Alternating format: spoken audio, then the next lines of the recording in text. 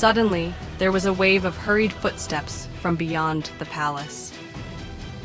The duo turned around suddenly, only to see the emperor wearing a golden dragon blouse running barefoot, tears covering his face.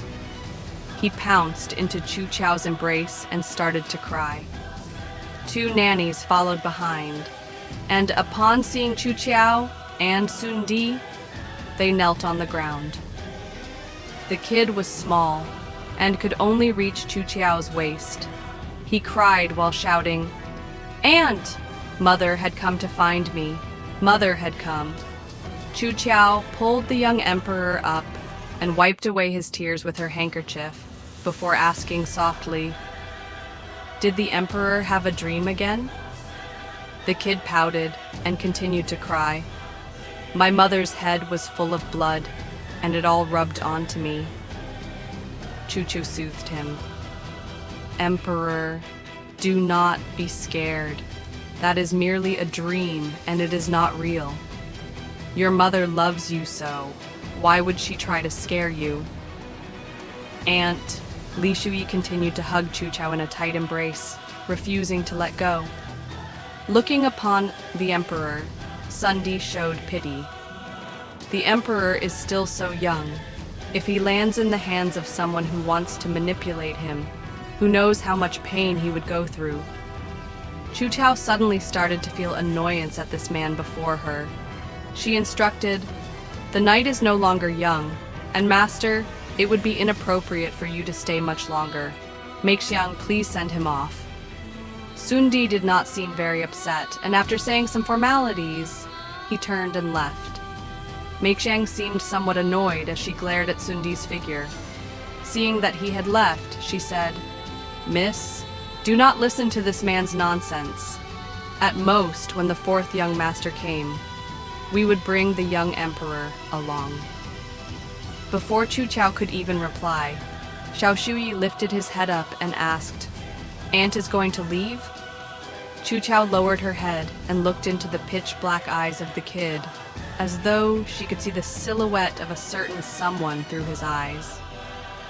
She seemed to be able to see that scene again, when snow filled the whole scenery with razor-like cold winds bellowing, as that man ignored the questions of doubt from the entire country and sent his army to Longyan Pass. Through that, he saved her.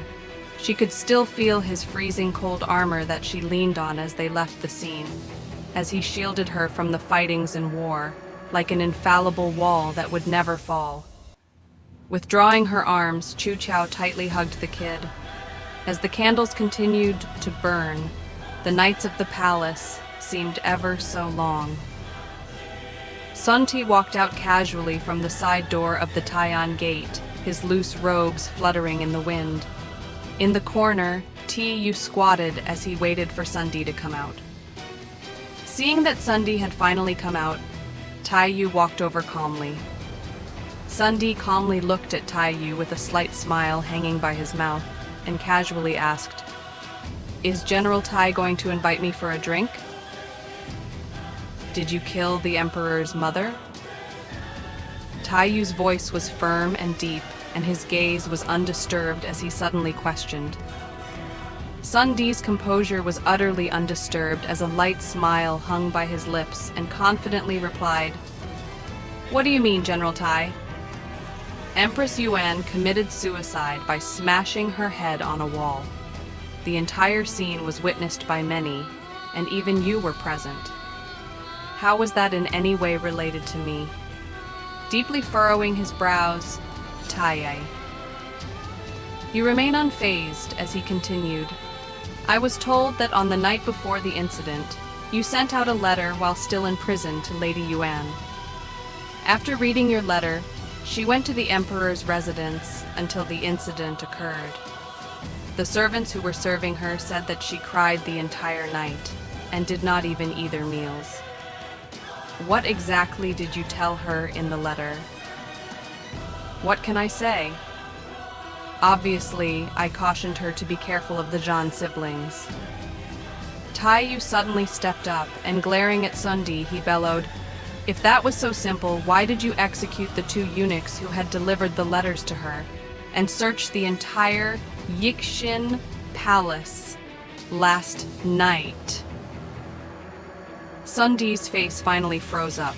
Turning around, he coldly declared, "I don't know what you are talking about." As he said that, he lifted his feet and went to leave.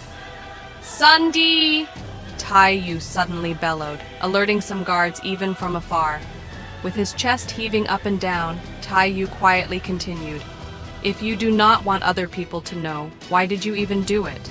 There are thousands of eyes observing you. Do you think it would be possible to make it perfect?" The cold moonlight spilled onto the straight back of Sun Di. With his green clothes fluttering, a certain type of aura was emitted from this young man. Slowly turning around, he looked deep into Yu's soul as he replied without skipping a beat, "Tai Yu, do you not remember how lowly you were born?" Tai Yu was slightly taken aback, and following which a sense of unpleasantness flashed past his eyes as he coldly stated, "Tai, you was born as a normal civilian and would naturally be unable to compare to Master Sun Di's noble birth. I am not comparing my bloodline with you." Sun Di casually brushed aside that remark. In the pale moonlight, his handsome features seemed even a little cunning, upright and unwavering. His clothes fluttered in the passing winds as he continued, "I wanted to say, could it be that you have already forgotten what His Majesty had done such that we both could rise to such power?" Tai Yu was taken aback once again, but he immediately turned cold again. "So, your method of repaying His Majesty is by killing our young emperor's mother before inciting a rebellion. What else can I do? Let our young Majesty be throned with his mother assisting." Humph, if that is the case, without even 3 years, the entire Tang Empire would be in control of the Jinggan king, Zhou Yun. The comer of Sun Di's mouth curled up as his eyes sparkled with cunningness that seemed befitting of a fox. In a moment, he seemed like he was not from this world. Indeed, His Majesty had already predicted that such a thing might happen, and that the Zhan siblings might try to usurp power, and made countermeasures for such things. I am afraid I cannot follow those orders, and I must stir up a mess in the Tang Empire. With Zhan Zeyu dying on the hands of General Shuli, even if Empress Yuan had not committed suicide that day, I would make sure that she died after that. She was pretty smart, and made the right choice, saving me much trouble. Only when the entire matter turns into an utter mess, Master Chu will follow my plans, and not follow Yuan Yue and leave the Liang Empire. Tai Yu was completely stunned by this plan.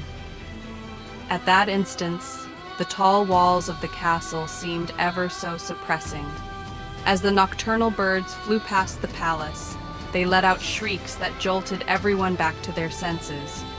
With his brows tightly frowning, Tai Yu's mouth was agape, and only after a long while did he finally muster a reply. "You must be crazy." "No, I am not." Sun Di lifted his head. His figure seemed upright as he pointed into the skies in the north, and with a sharp gaze, he spoke to Yu. "Haven't you heard? The calls of war begun in the north, and there were millions of bodies that were left to rot by the gates of Yanming Pass. The Wei Empire is about to disintegrate, and the talented and ruthless Yan Xun rules over Yanbei. The only reason that the Xia Empire had not fallen was because, as the king of Qinghai, Yuan Yue opened up another front.